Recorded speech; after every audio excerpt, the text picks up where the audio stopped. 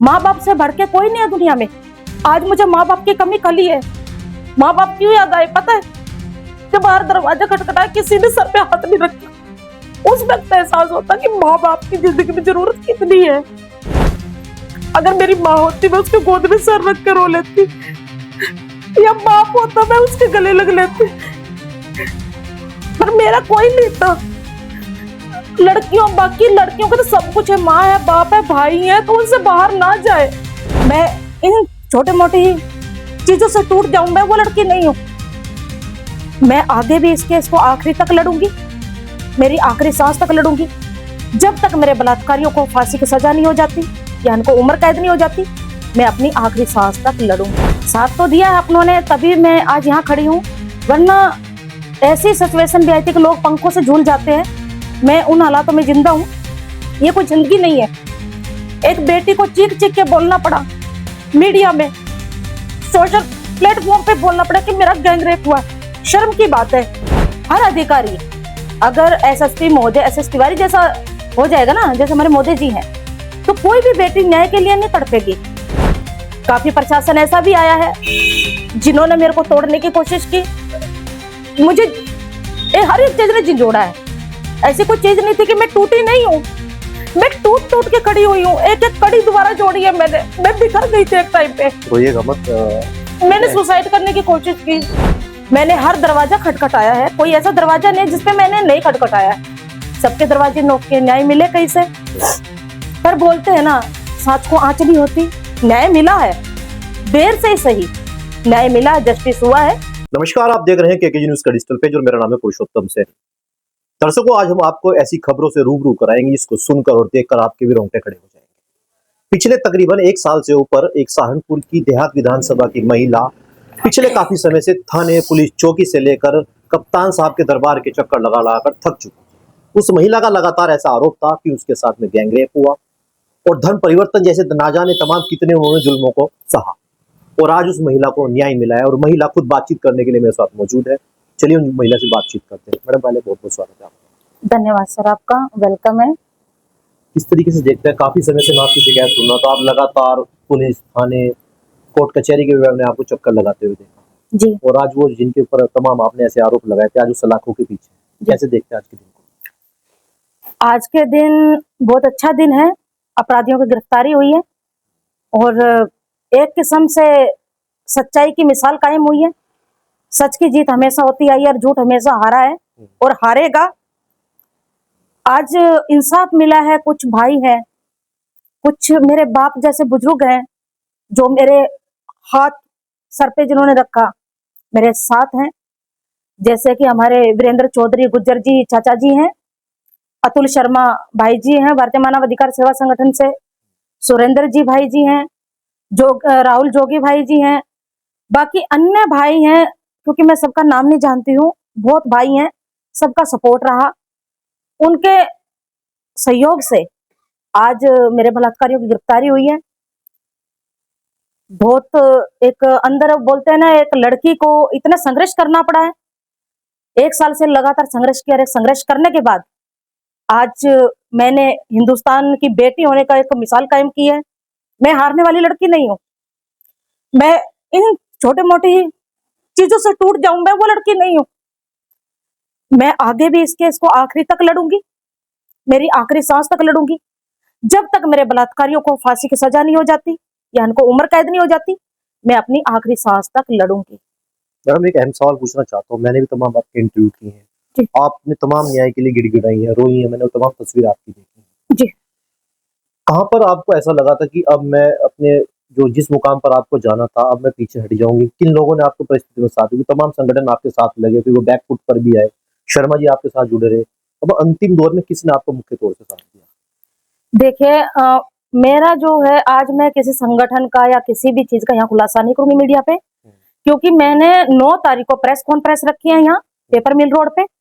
उसके अंदर मैं उन जो नेता हैं, जो संगठन है, सबका खुलासा करूंगी, एक एक चीज का खुलासा करूंगी। आज मैं कोई खुलासा नहीं करूंगी। जो मेरे अपने हैं वो मेरे साथ खड़े हैं। अतुल शर्मा भाई पहले से स्टार्टिंग से साथ खड़ा है और खड़ा रहेगा। चाचा जी हैं मेरे साथ खड़े हैं, वीरेंद्र चौधरी जी, राहुल जोगी भाई साथ खड़े, सुरेंद्र भाई जी साथ खड़े और बाकी अन्य हिंदुस्तान के भाई मेरे साथ खड़े हैं। मैं अकेली नहीं हूँ, मेरे आज हजारों भाई हैं। मैं अनाथ लड़की जरूर थी, बोलते ऊपर वाले के घर पे देर अंधेर नहीं है, मेरे हजारों भाई मेरे साथ हैं। साथ तो दिया है अपनों ने, तभी मैं आज यहाँ खड़ी हूँ, वरना ऐसी सिचुएशन भी आई थी कि लोग पंखों से झूल जाते हैं। मैं उन हालातों में जिंदा हूँ। ये कोई जिंदगी नहीं है। एक बेटी को चीख चीख के बोलना पड़ा, मीडिया में, सोशल प्लेटफॉर्म पे बोलना पड़ा कि मेरा गैंग रेप हुआ। शर्म की बात है। और मैं तो जो हमारे एसएसपी महोदय जी, आशीष तिवारी जी हैं, उनको तहे दिल से धन्यवाद करती हूँ। जब से वो आए हैं, मुझे न्याय की एक किरण उम्मीद नजर आई थी और उन्होंने एक मिसाल कायम की है एसएसपी होने की।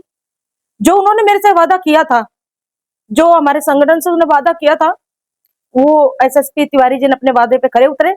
मैं उनका तहे दिल से धन्यवाद करती हूँ। और मैं यही चाहती हूँ कि हर अधिकारी अगर एसएसपी महोदय एसएस तिवारी जैसा हो जाएगा ना, जैसे हमारे मोदी जी हैं, तो कोई भी बेटी न्याय के लिए नहीं तड़पेगी।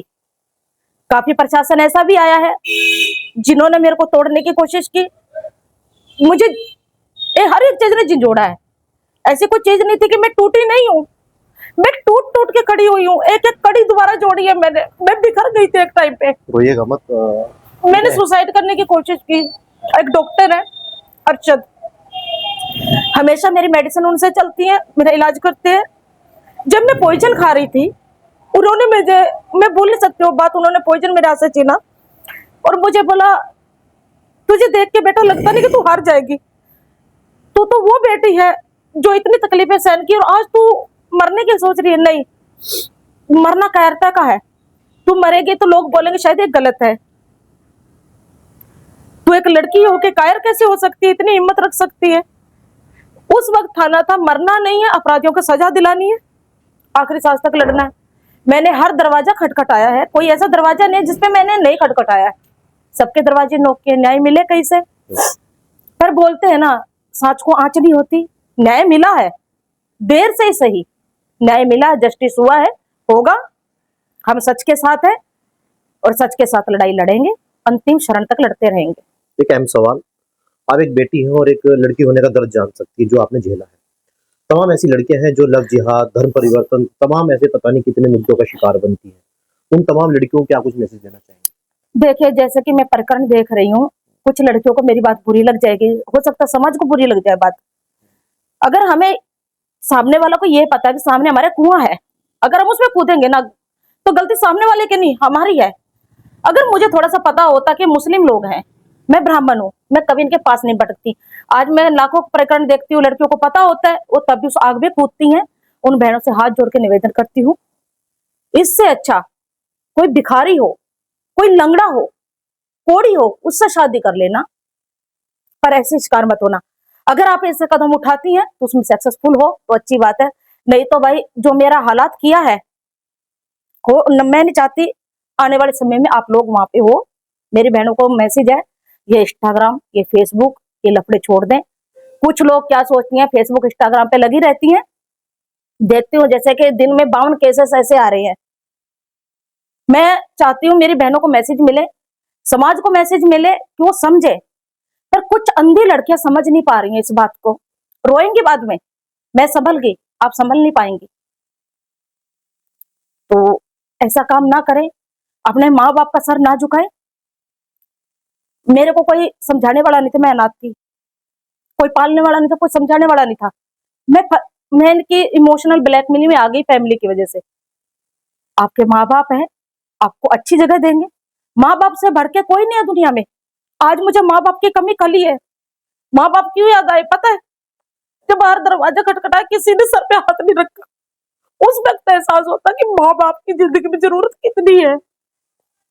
अगर मेरी माँ होती, मैं उसके गोद में सर रख के रो लेती, या बाप होता मैं उसके गले लग लेती, पर मेरा कोई नहीं था। लड़कियों, बाकी लड़कियों को तो सब कुछ है, माँ है, बाप है, भाई है, तो उनसे बाहर ना जाए।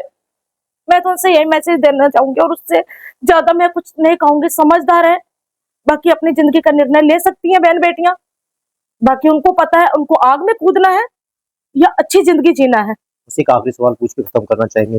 जैसे आपने तमाम लड़कियों को मैसेज दिया हमारे चैनल के माध्यम से, बस एक सवाल ये पूछना चाहता हूँ, आप उस शख्स के संबंध में कैसे आए और संपर्क कैसे बने आप? देखिए, मैं बेंगलोर कर्नाटक में ब्यूटिशियन हूँ प्रोफेशनल। मैं ब्यूटिशियन का काम करती थी, मुझे शौक था इंस्टाग्राम का। मुझे एक लेडीज मिली थी सोनिया राठौर, जो कि वसीम की वाइफ थी। उसने ये नहीं बताया कि मेरा नाम साजमा है, उसने मुझे ये बोला कि मेरा नाम सोनिया राठौर है। और जो उसके पति थे वसीम, उसने उससे ये कह के मिलवाया कि ये मेरे देवर राजू राठौर है। मेरे इंस्टाग्राम से बातचीत हुई, उसने ये बोला कि तुम्हारे घर में मेरी पूरी, पहले मेरी कमजोरी जानी, मैंने अपनी भावुकता में बता दी। मेरे भैया की डेथ हो गई थी उस टाइम पे, कुछ दिन हुए थे, भावुक से बता दी, तो उसी चीज का उन्होंने फायदा उठाया।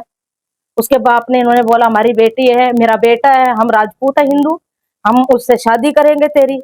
मैंने भी कुछ सपने संजो लिए, हर बेटी के सपने होते हैं ना, कि उसे, मैंने ये सोचा था कि जो तुम्हें बचपन से प्यार नहीं मिला, शायद तुझे बाप का प्यार मिल गया है इसी चक्कर में। और मेरी कोई खास वो नहीं थी, मुझे किसी चीज का कोई दिक्कत नहीं। पैसा तो क्या चीज है, पैसा मैंने 19-22 लाख रुपए इन लोगों को दे रखा है, मुझे किसी चीज का लालच नहीं है, न कल था न आज है। और आज मैं उसको, जो गलती मैंने की उसको सुधारी है मैंने, और सुधारने जा रही हूँ। मैं एक एक अपराधी को चुन चुन के सजा दिलाऊंगी, ये मेरा आखिरी प्रण है, और मेरा न्याय भी। चलिए, बहुत बहुत शुक्रिया अपने कीमती समय देने के लिए।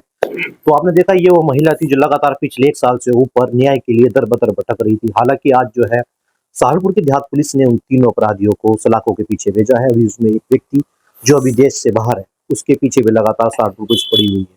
तो लगातार इस महिला ने ही एक मैसेज दिया है, जितने भी हमारे दर्शक इस वीडियो को देख रहे हैं, खासतौर जो बच्चे हैं, महिलाएं हैं, वो इन चक्रों में ना पड़े। क्योंकि आप देखते हो चकाचौंध की इस दुनिया में फेसबुक, ट्विटर, इंस्टाग्राम, तरह तरह की इस तरह की दुनिया में पढ़कर जो लड़कियां अपना जीवन बर्बाद कर देती हैं और गलत लड़कों के संपर्क में आकर अपने घर से तो बेदखल हो ही जाती है, मगर समाज में कहीं ना कहीं उनको तमाम इन चीजों का सामना करना पड़ता है।